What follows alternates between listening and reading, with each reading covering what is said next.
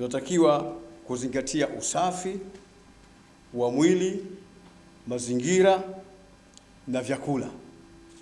Haya ni mambo muhimu sana. Kufuatilia taarifa rasmi kutoka kwa wataalamu wa afya na serikali. Kuwahi hospitali au katika vituo vya afya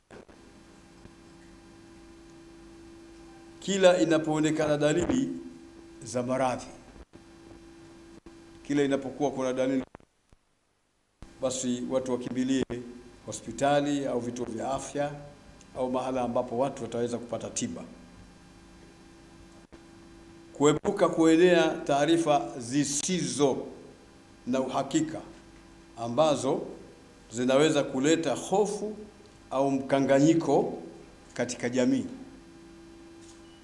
Na hilo ni jambo halitaki Mwenyezi Mungu Subhanahu wa Ta'ala, na amekataza sana Mtume wetu Muhammad sallallahu alaihi wasallam sana kupeleka habari ambazo zinaweza zikaleta taharuki katika jamii.